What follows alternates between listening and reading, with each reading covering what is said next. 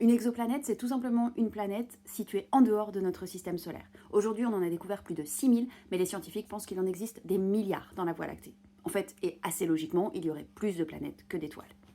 La plupart de ces planètes orbitent une, voire plusieurs étoiles, mais certaines sont complètement indépendantes, des planètes errantes qui flottent dans l'espace. La toute première exoplanète a été découverte il y a seulement 30 ans, en 1995, et elle a été nommée 51 Pégasi b. Petite parenthèse sur la nomenclature des planètes, elles prennent en fait le nom de leur étoile plus une lettre en commençant par le B, parce qu'en astronomie, le A est réservé à l'objet le plus brillant du système.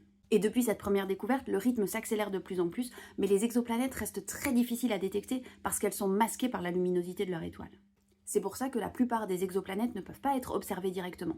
Donc on les détecte par différentes méthodes, notamment celle du transit, c'est-à-dire que quand la planète passe devant son étoile, la lumière de l'étoile diminue légèrement. Et une fois ce signal repéré, il faut le confirmer avec d'autres observations. Et ça prend du temps.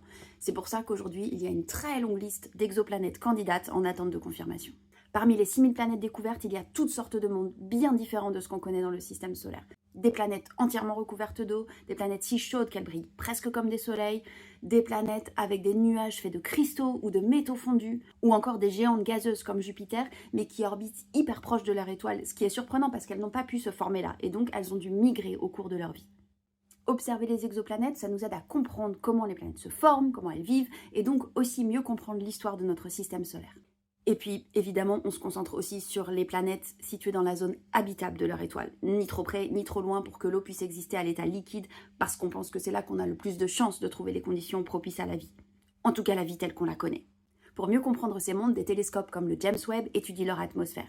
Il a déjà analysé la composition chimique d'une centaine de planètes à la recherche de biosignatures, donc des molécules qui pourraient révéler la présence de vie passée ou actuelle. Et un nouveau télescope est en construction pour aller encore plus loin, HWO. Il aura pour mission principale d'étudier des planètes semblables à la Terre. En seulement 30 ans, on a ajouté plus de 6000 planètes à notre catalogue, et dans une dizaine d'années, on pourrait en connaître plus de 100 000. C'est un champ des possibles immense pour mieux comprendre notre histoire astronomique, et aussi peut-être enfin savoir si la vie existe ailleurs.